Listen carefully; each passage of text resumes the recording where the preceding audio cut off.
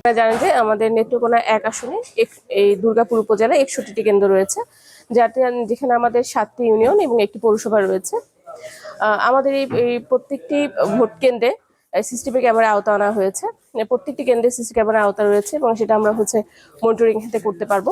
একই সাথে আমাদের যে ভোট কেন্দ্র মানে নির্বাচনকে কেন্দ্র করে আপনারা জানেন যে আজকে থেকেই ম্যাজিস্ট্রেট ডিপ্লয় হয়েছে এবং বিভিন্ন বাহিনী যারা রয়েছে, বিজিবি রয়েছেন, এখানে বিজেপির প্লাটুনগুলো রয়েছে, তারা সার্বিক তত্ত্বাবধানে রয়েছে এবং তারা প্রতিনিয়ত প্যাট্রোলিং করছে। যাতে আমাদের এখানে ব্যাটালিয়ন আনসার রয়েছে, পুলিশ স্ট্রাইকিং ফোর্স রয়েছে।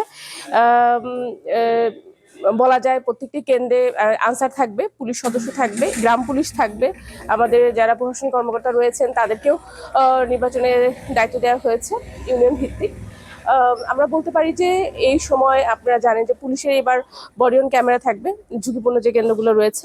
তো আমরা সেই দিক থেকে নিরাপত্তার বিষয় যেটা বলি যে পুরো কেন্দ্রভিত্তিক আমাদের নিরাপত্তার জোরদার রয়েছে। সাথে সাথে কোনো রকম অনাকাঙ্ক্ষিত বা ঘটনার সৃষ্টি না হয় সেজন্য প্রচুর পরিমাণে এখানে ফোর্স রয়েছে, ম্যাজিস্ট্রেট আছে, তারা এই নির্বাচন দিন পর্যন্ত, নির্বাচনের পরবর্তী দিন পর্যন্ত তারা এখানে অবস্থান করবেন এবং দায়িত্ব পালন করবেন। আজকে আমরা এখানে আপনারা জানেন যে আজকে ব্যালট আমরা রিটার্নিং অফিসারের কার্যালয় থেকে আমাদের এখানে আনা হয়েছে।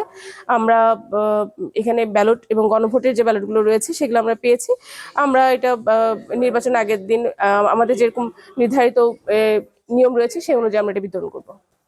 আমাদের এখানে আমরা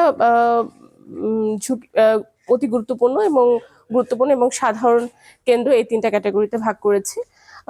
আমাদের এখানে ৬০টি কেন্দ্রের মধ্যে কিছু কেন্দ্র আমরা অধিক গুরুত্বপূর্ণ হিসেবে চিহ্নিত করেছি, কিছু আছে গুরুত্বপূর্ণ এবং কিছু সাধারণ রয়েছে।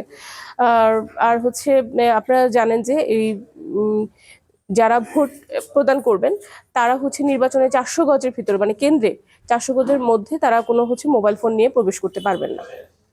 এটি আমাদের যে নির্বাচন কমিশন সেই নির্দেশনা দিয়েছে।